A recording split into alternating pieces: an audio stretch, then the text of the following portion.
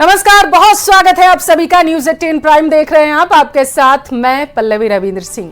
नमस्कार, मैं हूं आपके साथ हेमंत कुमार और चलिए खबरों की शुरुआत करेंगे। प्रधानमंत्री नरेंद्र मोदी ने वाराणसी से तीसरी बार नामांकन दाखिल कर दिया है। आपको बता दें कि उससे पहले ऐतिहासिक रोड शो भी उन्होंने किया। तस्वीरें देखकर विरोधी भी सन्न रह गए। इस दौरान कहा जा रहा है कि काशी एक बार फिर से कीर्तिमान बनाएगा। रिपोर्ट देखिए।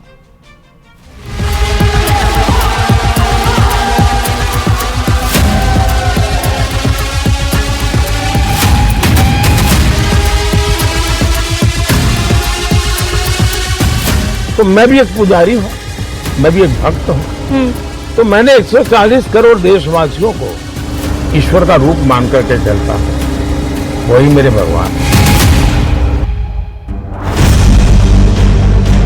पूरे बनारस में गूंज रही थी एक ही आवाज, अब की बार 10 लाख पार।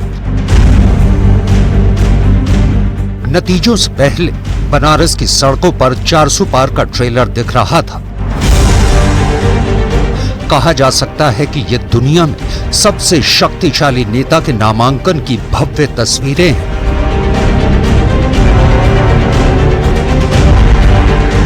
सोमवार को काशी के कोतवाल की पूजा के बाद गंगा पुत्र मां गंगा के चरणों में विजय का आशीर्वाद लेने पहुंचे।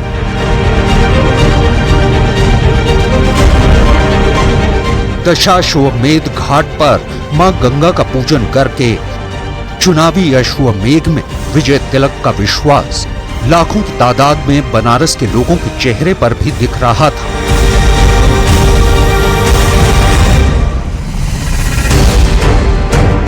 प्रधानमंत्री नरेंद्र मोदी गंगा में क्रूज पर सवार होकर नमो घाट पहुंचे, जहां से काशी के विश्व प्रसिद्ध काल भैरव मंदिर पहुंचे।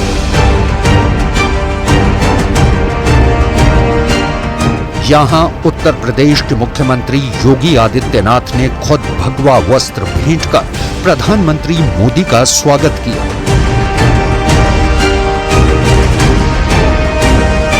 पीएम मोदी के नामांकन में गृह मंत्री अमित शाह और राजनाथ सिंह समेत 20 केंद्रीय मंत्री मौजूद रहे। इसके साथ 10 राज्यों के सीएम भी शामिल हुए। लेकिन सबसे अनूठी तस्वीर दिखी कलेक्ट्रेट में। प्रधानमंत्री मोदी के प्रस्तावकों में 4 लोग थे। इनमें से एक थे गणेश्वर शास्त्री, जिन्होंने श्री राम मंदिर की प्राण प्रतिष्ठा का मुहूर्त निकाला था और उनके ही मार्गदर्शन में प्राण प्रतिष्ठा की प्रक्रिया भी पूरी हुई थी। उनके साथ ओबीसी और दलित वर्ग से आए बैजनाथ पटेल, लालचंद कुशवाहा और संजय सोनकर शामिल थे। 2014, 2019 सब रिकॉर्ड इस बार टूटेंगे। मोदी जी फिर एक बार प्रधानमंत्री बनेंगे और 400 पार ये आंकड़ा जाएगा। इस मेगा नॉमिनेशन से ठीक पहले प्रधानमंत्री मोदी ने न्यूज 18 इंडिया पर मेगा इंटरव्यू दिया। कांग्रेस पार्टी कहो या उसके साथी कहो जी, सबके सब एक प्रकार से दिशाहीन नजर आते हैं। आप देखिए, आपको कहीं पर भी इंडिया अलायंस नजर नहीं आएगा। वो नेता नहीं तय कर पा रहे हैं, वो एजेंडा तय नहीं कर पा रहे हैं। उनको लगता है कि मोदी का घोर विरोध, मोदी को गाली गलौज जी, उसी से उनका काम चल जाएगा और वो उसी के आधार पर जी, चुनाव जीतना चाहते हैं। देश, इतना बड़ा देश जी, आज खास करके जो नौजवान मतदाता है जी, वो ये हमेशा सोचता है कि भाई आखिरकार इतने बड़ा देश, इतनी विविधताएं, ऐसा कौन नेता है जी, जो इसको संभाल पाएगा। नाम बताओ। इंडिया अलायंस के लोग नाम नहीं बता पा रहे हैं और वो कहते हैं बाद में, फिर इतना भी कहते हैं कि भाई, अभी एक मैंने कहीं अखबार में पढ़ा, वो एक ऐसी फॉर्मूला ला रहे हैं जी, जिस फॉर्मूला में 5 साल में 5 प्रधानमंत्री, हर वर्ष एक प्रधानमंत्री। अगर हर वर्ष एक प्रधानमंत्री वो लाएंगे जी, तो आप मुझे बताइए कि देश का क्या होगा। साथ ही इस चुनाव में मर्यादा की लक्ष्मण रेखा लांघने वाले और अमर्यादित टिप्पणी करने वालों पर भी पीएम मोदी ने कहा कि गाली देने से एक विचारधारा को खत्म नहीं किया जा सकता।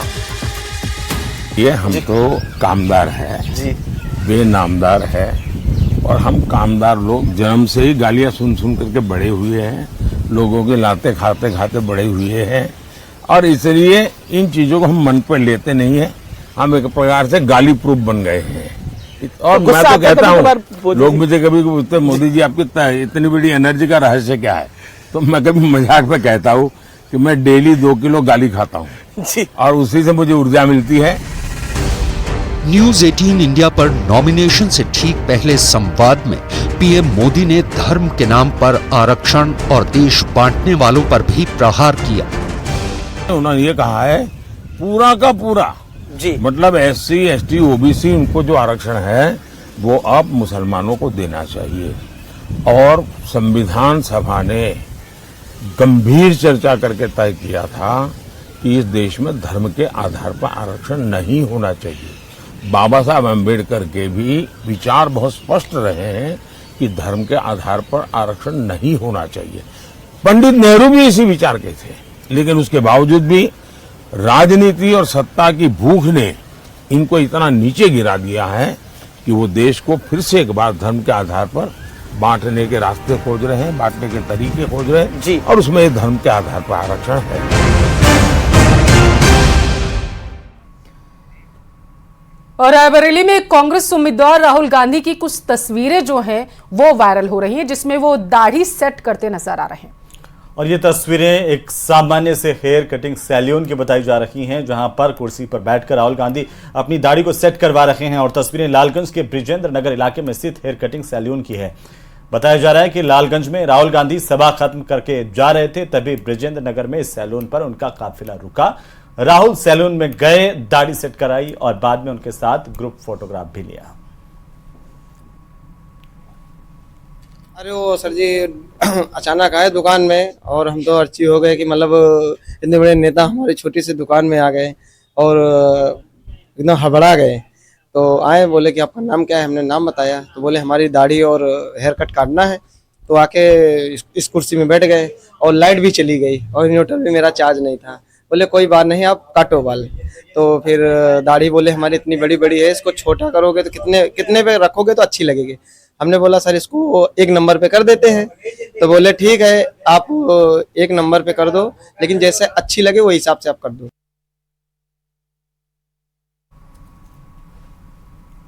तो वहीं रूस ने यूक्रेन के खिलाफ ऑपरेशन एनाकोंडा शुरू कर दिया है। और इस ऑपरेशन के शुरू होने से पहले जेलेंस्की को डराने के लिए पुतिन ने 2 बहुत ही खतरनाक फैसले किए हैं। पुतिन के नए ऑर्डर को देखें तो साफ साफ नजर आएगा कि रूस का अगला हमला अब जेलेंस्की के महल पर होना फाइनल हो चुका है।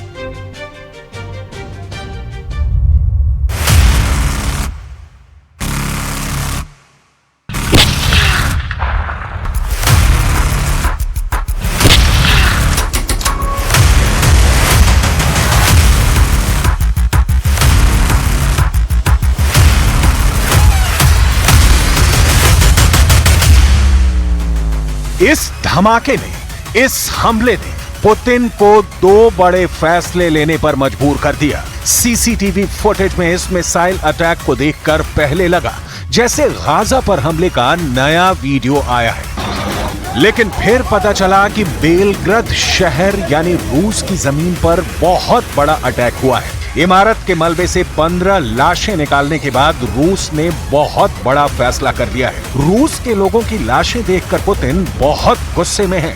बहुत से लोग घायल हैं, मलबे में दबे हुए हैं। ये ऐसा अटैक है जिसमें एक इमारत नहीं गिरी, बल्कि रूस की ताकत को चैलेंज किया गया है। इस हमले ने सिर्फ मॉस्को ही नहीं बल्कि क्रेमलिन और पुतिन के दफ्तर तक सब कुछ हिलाकर रख दिया है। और फिर पुतिन ने दिए 2 बड़े ऑर्डर।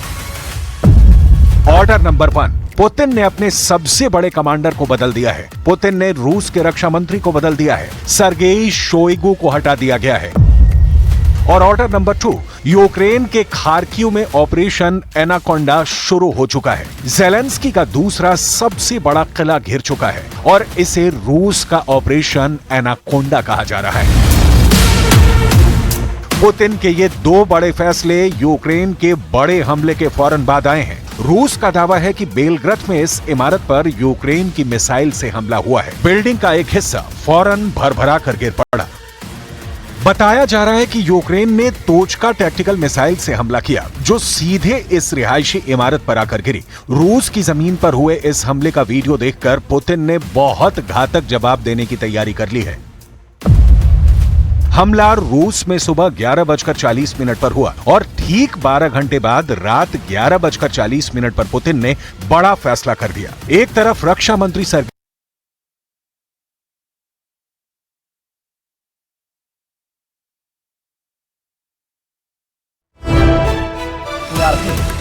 बताया जा रहा है कि खदान की लिफ्ट मशीन की रस्सी टूटने से हादसा हुआ है।